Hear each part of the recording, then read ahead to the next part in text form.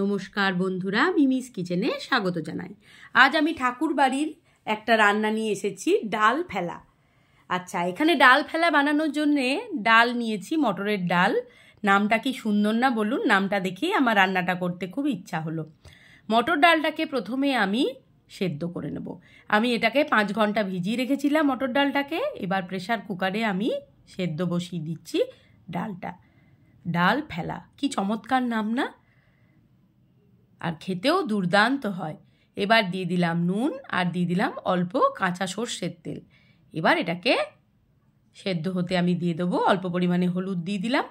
সেদ্ধ হয়ে গেছে। এবার ডালের এই ডাল ঘাটার যে কাঁটাটা হয় সেটা ছিল না, তো আলু ম্যাশড করার ওটা দিয়েই আমি ডালটাকে ভালো করে এখানে ঘেটে নেব। এরপর যেটা লাগবে সবজি আর শাক।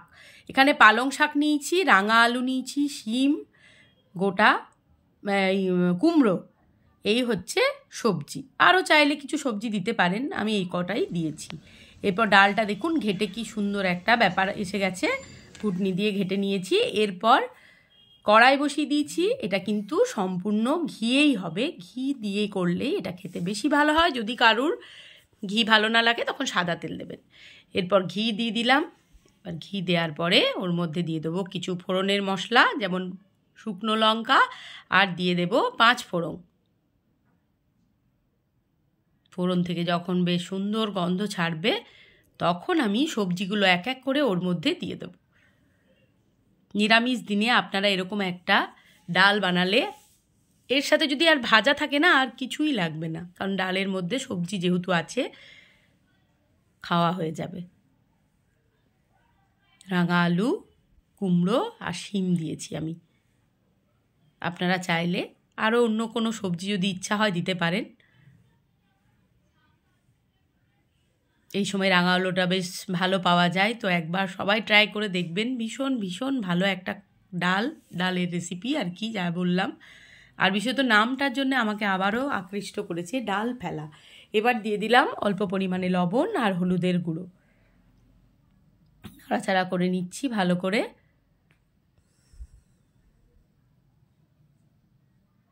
এরপর দিয়ে দিলাম পালং শাক। শাকটা দিয়ে খুন্তি দিয়ে একটু নাড়াচাড়া আবারও করে নেব।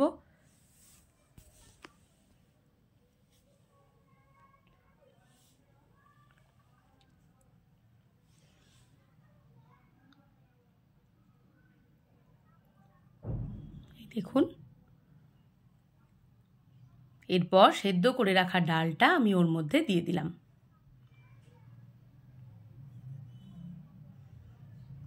এবার খুন্তি দিয়ে মিশিয়ে নিচ্ছি।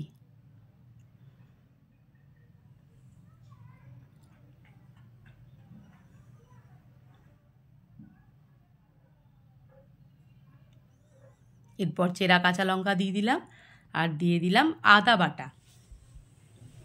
আর এটা হচ্ছে গুড়, ভেলি গুড়ের ডাস্ট। এখন দেখবেন যে কোনো শপিং মলে পাওয়া যায়, জাগেরি পাউডার বলে, তো সেই গুঁড়োই আমি এখন এনে ব্যবহার করি রান্নাতে।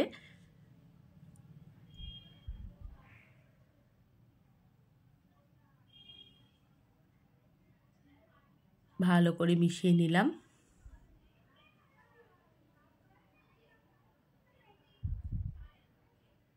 ডিপার্টমেন্টাল স্টোরে পাওয়া যায়। এবার ডালটা আমার দেখুন তৈরি হয়ে গেছে।